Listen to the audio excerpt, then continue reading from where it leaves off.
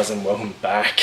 Today we're going to be doing another patrol talk. We haven't done one in quite some time. We've got a few things to talk about today, so let's get started with that. So I've seen a lot of people, a lot of new patrol owners on the Facebook pages and stuff having some issues with their service reminders and stuff popping up, and they're not sure how to clear them.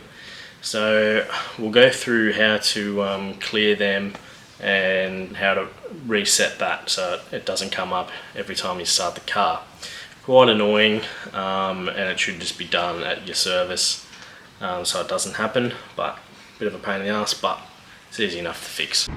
Alright, info, then use your wheel, go to maintenance, then on engine oil, down to reset distance, and then it'll reset the distance for your engine oil, starting back at 0, back up to 10,000 Ks, and then that's how you clear it. Got to go through and do them all, bit of a pain, but it's really easy. Also, another thing I see is really just simple stuff like warning lights coming up on the dash, stuff for low tyre pressure, traction control, that sort of stuff. Pretty simple stuff. Have a look in your book, it's all in there. It tells you about all the warnings and stuff and what to do. That's why you've got an owner's manual, so check that if those warnings do come up. Really easy to fix.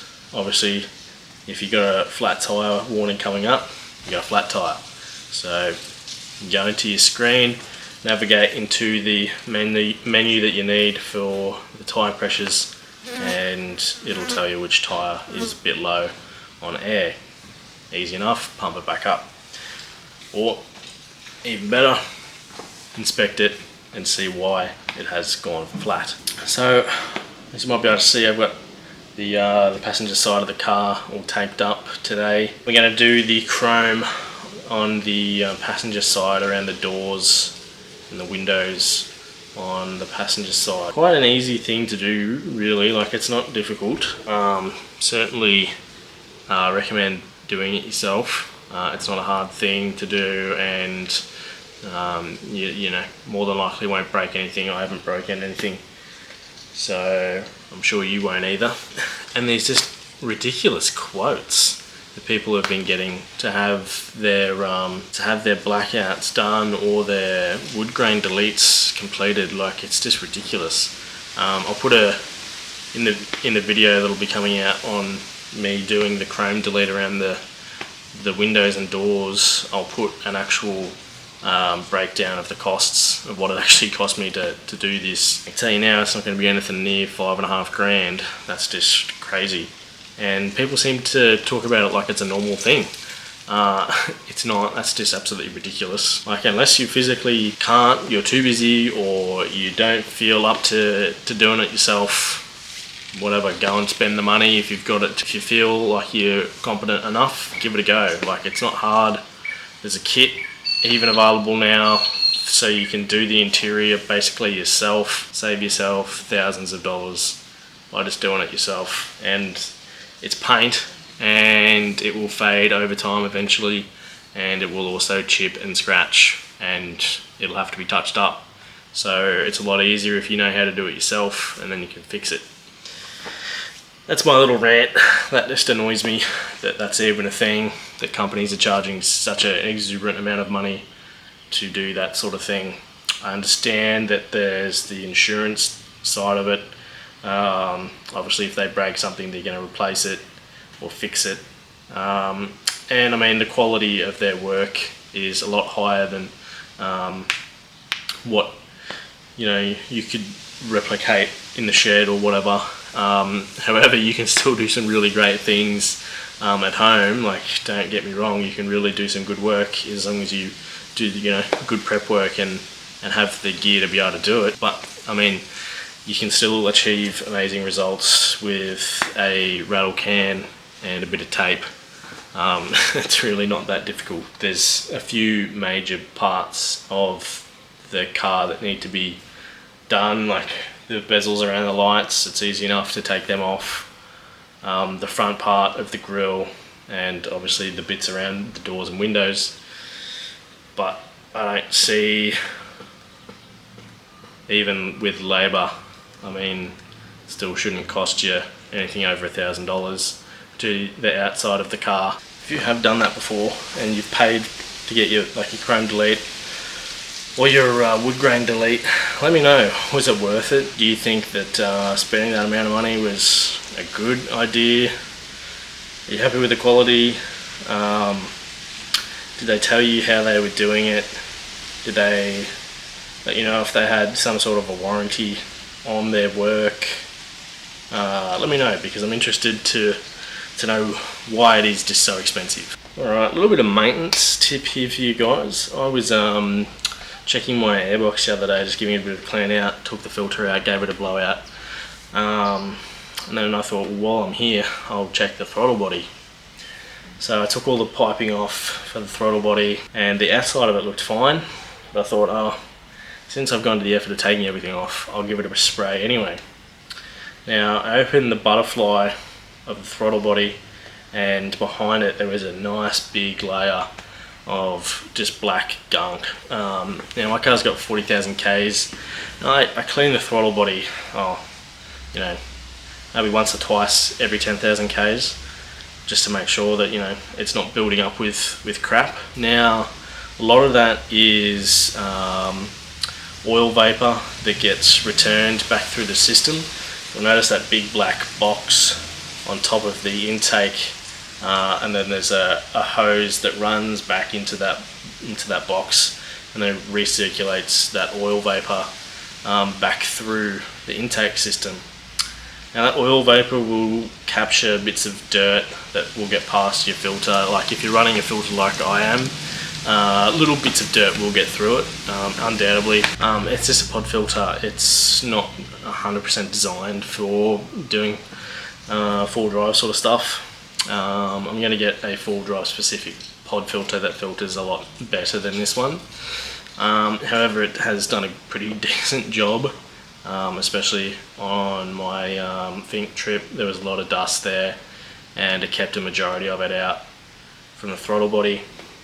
So yeah, very important to check your throttle body, give it a good clean every now and again, and make sure you get behind it as well, top and bottom, because a lot of that vapor will collect that dust, and it'll just deposit at low velocity areas.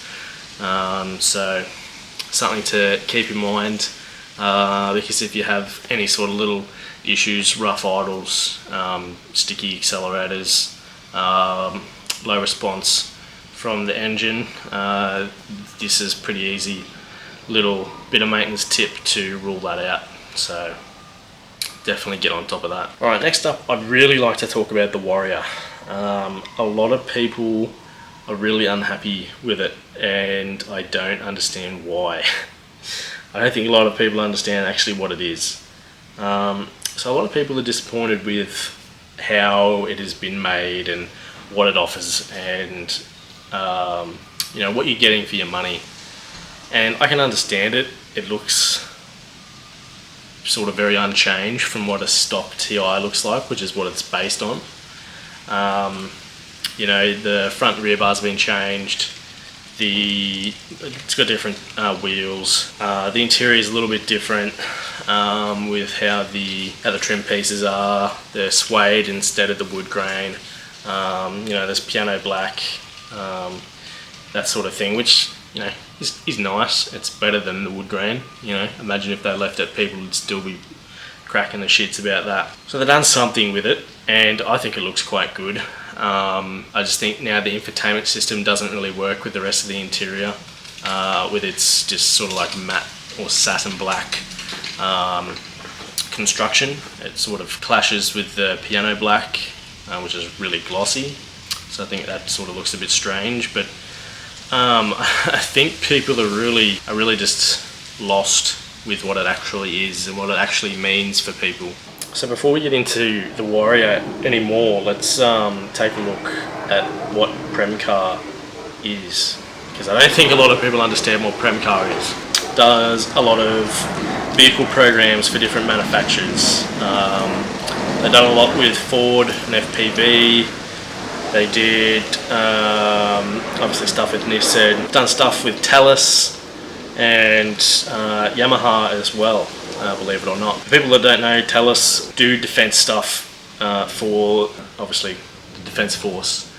They supply ammunition, they do vehicle stuff, and a heap of other different little bits and pieces to help support the Defence Force. Just like a lot of manufacturers these days, they're doing electric vehicle stuff as well. They did a lot of stuff for the FGX XR8. They built a Holy Grail package for it to make it the ultimate sort of XR8 to go along with it being the last Falcon that Ford will ever produce.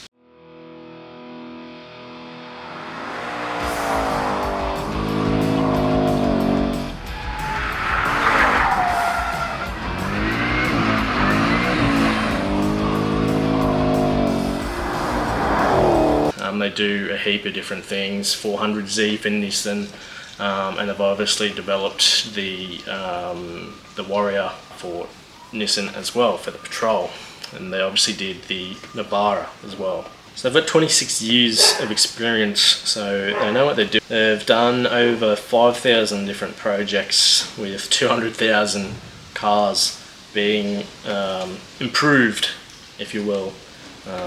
So they started off doing stuff for Tickford back in 1996 with the EL-based GT.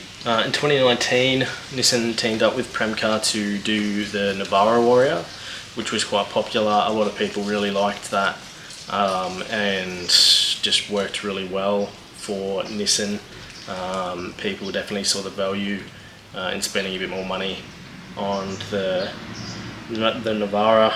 So Premcar clearly have a lot of experience and have done a lot of this sort of work before. They know what they're doing. So when people are getting all upset because it doesn't have a bull bar, and it's this and that, and the wheels look this and whatever. Yeah, cool. Alright, would be nice to have a bull bar, but I mean, just bloody go and buy one. It's not that hard. Yeah, cool, it would be nice if it came with one because the Navara Warrior does, and whatever. Cool. Let's gloss over the bull bar because chances are it would have been, not as good as, say, a Razzler bar or an off-road animal or, an ARB or something like that. Just wouldn't have been as good, and people would have complained about it anyway. So what's it matter if there's one or not? So let's gloss over that. So let's talk about the price for a little bit. So it's priced at $101,160 before on-roads. So a little bit less than a TIL before on-road costs. But it's $16,260 more expensive than the TI, which is what it's based on. But I think that the 16 grand extra price tag on it is definitely worth it. And I'll tell you why shortly. So it's only 3.5 grand more expensive than the TIL after on-roads has been calculated. So it's not that much different than a TIL, and you're getting basically, a car that's ready to go and do whatever straight off the bat, rather than having to spend money on suspension, wheels and tyres and that sort of thing. So you need to look at it a bit more different than just, it doesn't have a bull bar. There's a lot more to the car than what meets the eye. So as we know, it's got a 2-inch lift already fitted to it. So right off the bat, you've saved a couple of grand doing a lift. I mean, the on-track kit's $2,400, so you've already saved that, which was almost the cost of, buying a TIL. You also get almost 35s from the factory. So you're almost looking at, you're around like a bit over 3-inch of ground clearance above a stock patrol from factory, and which means it's legal, which means it's all warranted, and if you have any dramas with it, you take it back and Nissan will fix it, instead of if you have dramas and you've done something to the car, Nissan won't do anything because they're not interested. So already the warranty side of it is worth it, and what you're already getting is worth it. Yeah, cool, the wheels and tyres aren't the greatest, not the best combo, and they're certainly better out there. However, it's a really great start and gets you off the ground in terms of being able to get out and do four-wheel driving. Now, this also means that you can run a 37 or more realistically a 36-inch tyre and get away with it, because you're allowed a 2-inch increase from whatever the factory is. So I'm thinking that's how it's going to work. However, I'm more than happy to be proven wrong. However, that is how it works generally in most cases. I don't know how it'll work this time, as the car has sort of been modified from factory, but yeah, we'll see. Technically, that's how it should work. Also, we're not too sure about how they've lifted the car or what suspension stuff they've done. It'll be good for that to come out a bit later on and have a bit more of an idea of what they've actually done, whether they've strengthened components and done upper control arms or lower control arms, because they have done a little bit of a slight GVM increase, so it'll be interesting to see how they've actually done that. So the standard GVM is obviously 3.5 tonne for your normal patrol, but the Warrior is 3,620 kilos, so it's gone up a tiny little bit, so it's a bit interesting, and it'll be good to see how they've done that. The approach and departure angles have increased. Obviously with the tow bar, it's the same for the Warrior as what it is for the other patrols. However, the approach has increased. It's now up to 40 degrees, so that's not bad.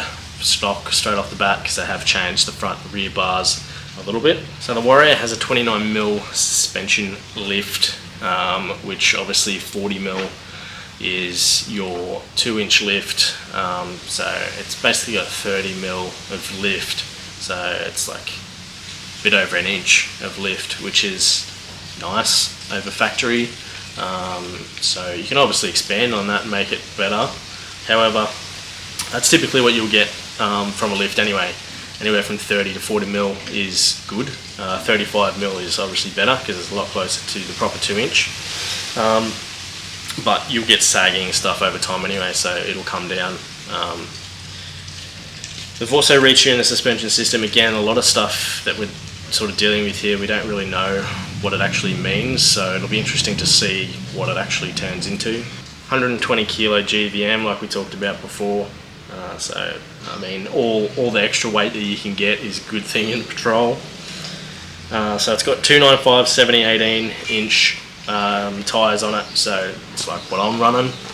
It's almost a 35. It's a 34.4 or something, or 3. I can't remember exactly, but it's almost a 35, so that's really good. 2.5 sort of 3-inch of lift over a stock patrol, so you will notice it, and you definitely do in the photos. And it's got the special 18-inch alloy wheels, which I'm not that fond on. Obviously, a big point for it as well is that bimodal exhaust. I think what a lot of people will do is just get rid of the rear section and do what I've done and just have it dump out the side, because that's obviously a lot cooler and sounds a lot crankier, like what it should. But I think it's really cool that they've done that from factory. You know, it takes a bit of engineering to be able to do that. A lot of people aren't happy with how it's placed for the side exit, which yeah, I can certainly agree on, and they could have done it a lot better. However, I mean, they have to make it look proper, unlike how I've done it. However, mine, is arguably a better way of doing it, because it's not going to get hung up or caught or crushed on things. And I've obviously got rock sliders as well, so I have to be careful about how I do it all. Otherwise, yeah, it'll get crushed.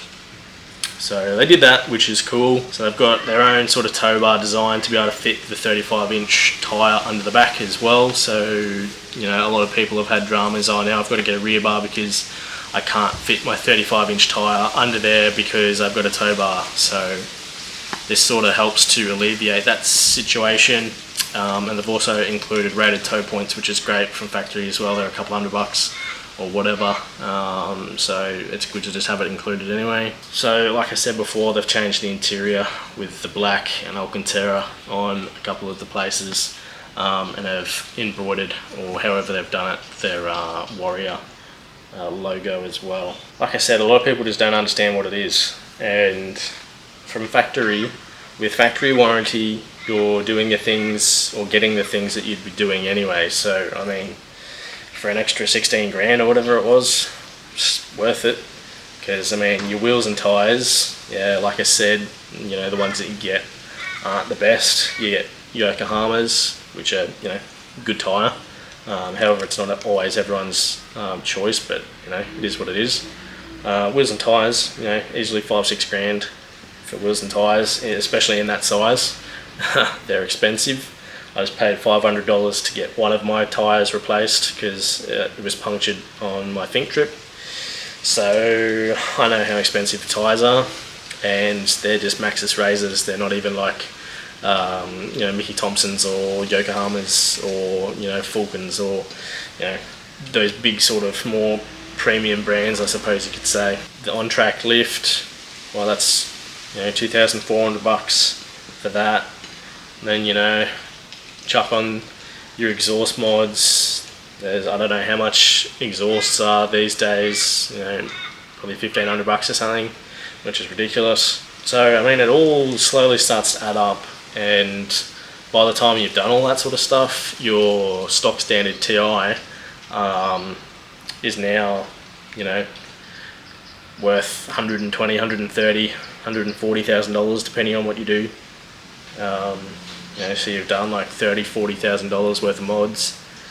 So to get it all from factory and have it all warranted is certainly a big tick in my book, and I think people really need to understand that and understand what Prem car is, and it'll be a really good car.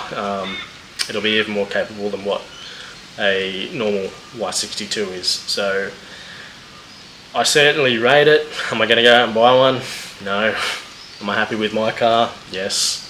I suppose, you know, the other side of it is run the gauntlet of just upgrading your car and modifying it anyway. But for those people who want to have warranty and do all that sort of stuff, it'll certainly be, yeah, a really good thing. So I think it's a good idea. People need to open up to it a bit more, stop knocking it. It'll be a good thing, and it's not that much more expensive, especially when you're spending that much on a car already. If you want something that's a bit more hardcore and a bit different than everything else, just like how the Holy Grail is for the XR8, I think the Warrior version of the Patrol will be a bit more of a collector's item as time goes on, especially because it still has the VK56 in it. I think it'll certainly hold its value more so than what a normal Y62 will in, say, 10 years time, because it's such a different thing.